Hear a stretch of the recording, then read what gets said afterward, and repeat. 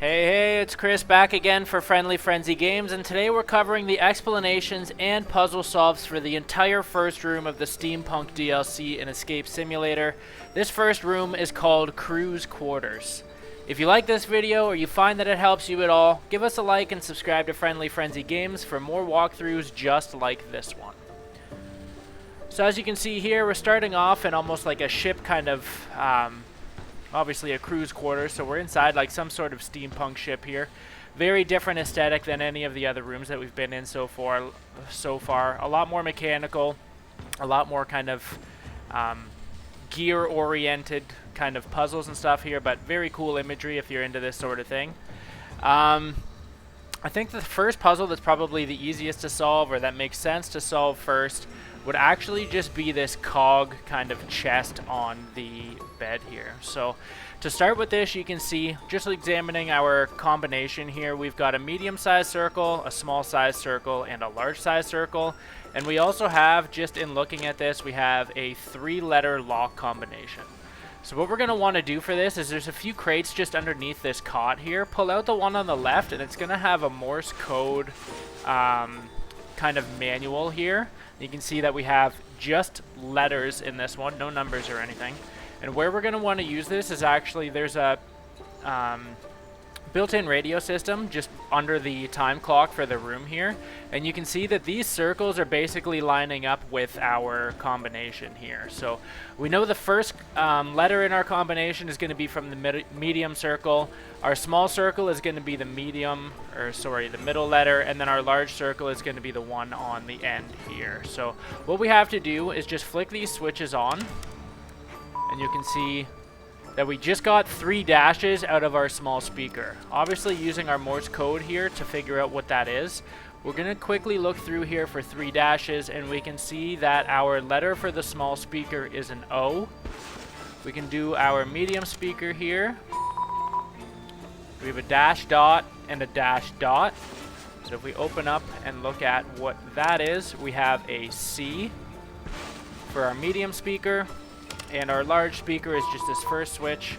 We have 2 dashes followed by a dot. And that is going to be a G. So we know we have an O, a C, a G. We said our O was from our medium, or our middle speaker here, so our smallest speaker. Our medium speaker gave us a C. And that's in our first position. And then finally our largest speaker, the one that we did at the end here, is also in the last position, and it was a G, and that spells cog. I'm just going to throw this out now that we're done with it. And you can see here that this chest unlocks a few different cogs or gears. If you hover over the 2 on the left and right, you see that they don't have any imagery or icon up in the toolbar there. So they aren't important to grab, but the one that we do need is just this one in the middle here. And this is because it's darker, it's larger, but it also has some edging on here too. So you can see that we've got kind of 12 large teeth in this gear here. And that's symbolic of the hours on a clock. You can see here that this is basically going to represent a 12, and you can see also that we have our 1 here basically in the position of a clock. You can also see kind of like a small hand of a clock and a large hand of a clock, and what this is relating to here is actually just the clock in the corner of the room. So we can see on this cog that we essentially have a time of 2:30. You can see here it's pointed to the 2 here, it's pointed to our 6 or 30 if we're looking at the minute hand. So we want to go through and make adjustments to this clock that are going to get us to the 2:30.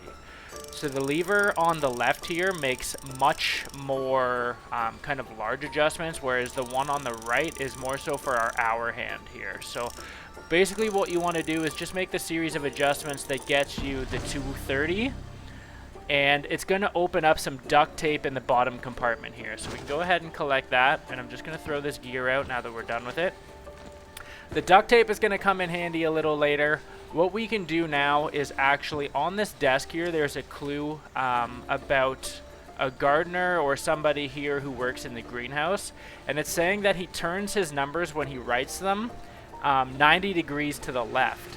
So this is important because if you remember here when we first start the room, we have a terrarium up in the corner, and you can see like some sort of imagery here. Knowing what we know from the clue, we know that if we turn this slightly kind of a 90 degree to the left, you can almost make out like a 6, 8, and 7 here. And that is just going to directly correlate with the combination of our kind of flower lock here. So we have a 6, 8, and 7 here. If we turn it to the left, you can kind of make that out a little better. So 6, 8, 7. We'll go ahead and plug that into the lock. 6, 8, 7. And that opens that. And we'll throw this out. And what we have in here now is we have a poster of somebody kind of decked out in some steampunk gear. And we also have a steampunk hat.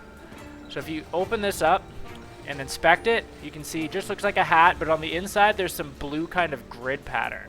And this is important because we have behind us just a safe combination here with a few different patterns on it. Obviously we can see the one that's inside the hat, and if we compare the outline of our safe combination here to what this kind of poster is denoting, you can see that it basically follows the same thing. So up at the very top of this is going to be our hat, and we want to get our blue hat pattern to the very top of this just so that it matches that picture that we have in the locker. So we're going to just use this as a slide puzzle here. We have our blue hat in the right position, but we can see here that there's another 3 patterns that we have to figure out. So I'm just going to throw the hat out. Where we find these other items here, you can see we have a glove in the bottom of this kind of locker here. We can see that it's his right hand, or sorry, his left hand with the thumb on the left, and we know it's a red pattern. So where that's going to be is just on his left side. So obviously if we're looking at it, it's going to be on his right, but it's really what we're trying to do is get this red glove in onto his left hand. So it's going to be actually the far right of this. We know we have another 2 patterns. We just have to find out where these articles of clothing are. So if we pull out the other crate from underneath the cot, you'll see that we have the glove here. So we have now his right hand, and you can see we have the white and blue kind of tribal-y pattern here. So we want to get this on his right hand. This would be his elbow here. We don't want that. We want it actually in the lower, basically left corner, but it is his right hand. So we have that. Now we're looking for one more pattern here. We know we have a green. There's some boots under the desk here where we've kind of been working for the last little bit. We can pull this first boot up and we can see it's his right boot, and it has a red and white lining. We know we're looking for a green pattern, so just this second boot here is his left foot, and you can see we have the pattern that we're looking for. We'll just give those a chuck onto the bed. And we know here, obviously, with this point is likely his pants or legs or something like that. Because we know the boots are the green pattern, or one of the boots anyways, we want to drop it right down to the bottom here, and that's going to kind of translate to his feet there as boots. And now what we get is we unlock a puzzle box. So you can see there's a series of different locks on this puzzle. Ultimately what we're trying to get is there's a new light bulb in here that's going to help us fix this broken illuminator. So in this illuminator you can see we've got a broken bulb here. So I pulled that out, and we can just throw that out for now. But we have an illuminator here, and actually the duct tape that we got from our clock puzzle we can use to repair the wiring here. So we might as well go ahead, click and drag that to repair the wires, and we can just get rid of this duct tape now. So we have our illuminator partially fixed, but again, unlocking this puzzle box is going to give us our new light bulb. How you do this is you have to figure out where we need to start. So you can see there's another kind of opening here. This is what we need to open first. To be able to do that, there are 2 kind of fatter rectangular locks that we have to slide out to be able to unlock a bunch of other kind of series of locks at one time. So you can see here we have one side freed up of this cog. We need to go through and free up the other side. So we can kind of trace this back. We've already pulled this rectangular slide out. We need to move this one up. We can spin our circular lock. We can pull this one up, slide this out, and we are into our last cog piece here, and we can slide this down. Now this has room to move freely. We can just crank this, and you can see that it opens a handle. So we can collect that, and what we want to do is spin our puzzle box and add the handle to this crank here, and you can see that it unlocks or opens the doors so that we're able to get our new light bulb. So with that, we can throw our puzzle box out. We have our illuminator here. We'll drag our new bulb on top, and we have to now figure out how this works. So we can go ahead and turn our first switch on and just hit the red button, and it's going to give us a pattern. So down, up, and down is presumably the direction for these 3 switches. So we can go ahead and turn this down, put our middle one up, and put our last one down, and hit it again. And we have a 4, a 6, a 3, and an 8. So we have a 4-digit combination, and that is actually just to unlock the kind of manhole hatch cover here. So we said our combination is 4, 6, 3, and 8. So we can go ahead and plug that into this. 4, 3, 6, and 8. Sorry, 4, 6, 3, and 8. And that's unlocked that there. We can leave this up top. And now we've unlocked our hatch door. So it's really cool in this Steampunk DLC because this is the first time, I believe, that you actually get into like a secondary area of the room to solve the rest of the puzzle and actually escape. So as you can see here, we're basically in like the cargo hold of this ship. There's a few different things that are available to us right away. Obviously, we can see some sort of diagram here with a bunch of kind of more detailed and less detailed circles or bullseyes. We have a directional lock here that it has some kind of cannonballs in behind it. We've got some cargo just on the wall here. We have a marking of D1. That's going to be important to reference just a little later. We have some instructions for our cannonballs here. So we know that a little later we have to get cannons 1 and 2 to fire at the same time, and we have to have cannons 3 and 4 fire at the same time. So that'll be important for later. That's ultimately what's going to help us escape our room. But where we need to start in this basement kind of area here is actually just with this lever and chute. So what we need to do is first unlock or pick up and inspect this cargo log.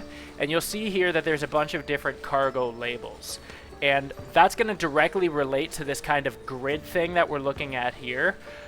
Before we start moving anything, you'll see that there's 2 crates that are missing. They're actually just both in front of where they would kind of likely be. We see that we're missing a star crate out of the right here. We're also missing a star crate out of the top here.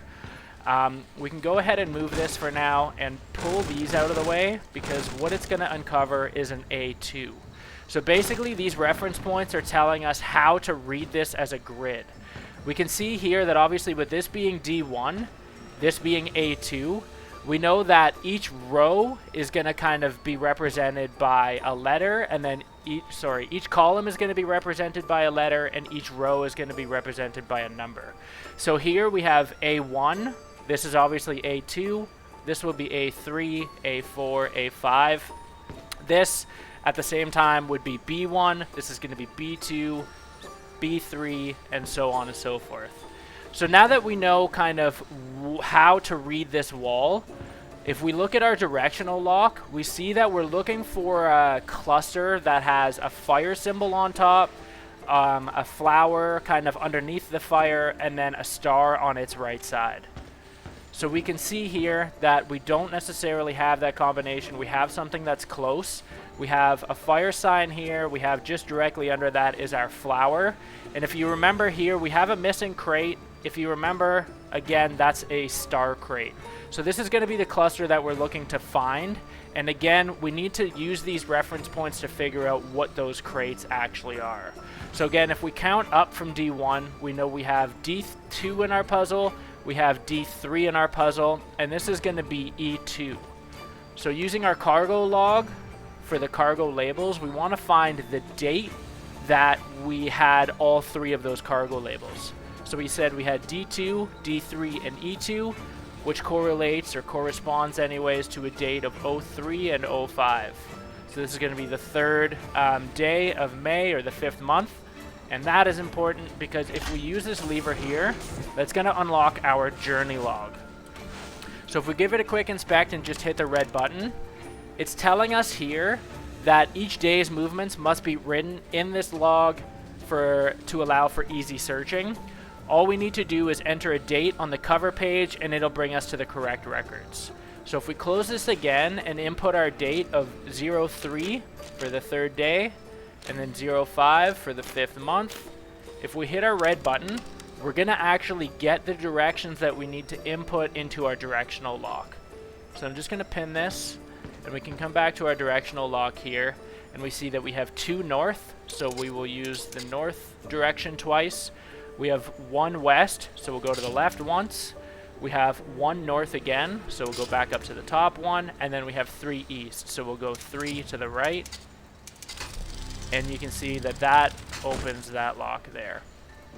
So if you open these doors, we have 4 cannonballs, obviously 1 for each of the cannons behind us. I'm just going to drop these clues. We can go ahead and start getting these ready. Just use the wheels at the back to open them, and we can just get them loaded up for now. And you can see that they draw closer to the window. And you can see that on the back of these cannons, they all have a little kind of different sized fuse. Obviously our first one here, the first cannon has a longer fuse than our second one. And our 3rd cannon here has a longer fuse than the 4th one. And that's going to be important when it comes to lighting because, again, if you remember, we need to get all of these cannons, or 1 and 2 anyways, need to fire at the same time. And then after those have gone, we need to get 3 and 4 to fire at the same time. But we currently don't have a way to light these cannons. Where you get that is actually just by solving this last kind of circle chest here. And really what we're trying to do with this is you can see that on the front we have a series of 6 images. What we basically need to do is layer these different images to be able to get this kind of final image here. So a good starting point would be we'll take this top kind of most northern picture and try and recreate it in like the fewest steps here. We know obviously that this first diagram we aren't going to need to use because this is already way more detailed than the one that we have on the door there. This second one here is simple. This third one here is the exact image that we have on this door, and it also lines up really nicely with our next one in order here. You can see that it has 2 rings, but where we start to lose it though is on our kind of our southwestern area. It is too detailed here. So where we want to pick in this first row is just the middle one, because you can see that with a combination of this here and this image here, we're going to be able to basically recreate our more complicated image, and it's also going to start to set up our other 2. So if we pick number 4 here, we're going to get our outer ring of this bullseye, and it's also going to help us create the other bullseye in the corner here, and then we just have our outlines for our final 2 images. So I know that isn't really explained all that clearly, but essentially what you're trying to do with this puzzle is just use these couple of images to layer on top so that they aren't duplicated and that they are creating just this final image here. So we're going to use our 2nd button up at the top, we're going to use our 4th button, and then we're going to use our 6th button. And that's just going to undo the locks here, and it's going to give us our lighter. So you want to inspect it, pop the cap off, and just light the lighter here. And now what we want to do, just to kind of get an idea here, we want to expose these buttons just so we know how our timing and stuff is looking. But again, because we know we want cannons 1 and 2 to fire at the same time, Cannon 1 has a longer fuse, so we can light this a little earlier, and we're just going to pay attention to when that red kind of hits, and we can light the 2nd cannon now. So you can see here that we got both basically bang on. They both lit up green. If we were a little off, whatever cannon shot first, if you were starting to run out of time, the light would go yellow. Your 2nd cannon, as long as it's within the yellow time and fires, you're good. If one of them turns red before the other cannon fires, you're going to have to reset. So we're basically going to do the same thing here. Again, we said 3rd cannon has a longer fuse, so we're just going to pay attention to the red markings, and that's going to let us know how to light these cannons here. You can see we just hit red, so we can hit this cannon also. And you can see that even though 4th was a little delayed, we were able to do it before this one turned red again, and we have now unlocked our door key here. turn around and we can stick it in the door. And just like that, we've escaped the crew's quarters, the first episode in the Steampunk DLC for Escape Simulator. Hopefully you guys enjoyed the video. Hopefully also at the same time it helped you. Maybe you learned something. If you did, give us a like, subscribe to Friendly Frenzy Games for more guides, tips, and tricks.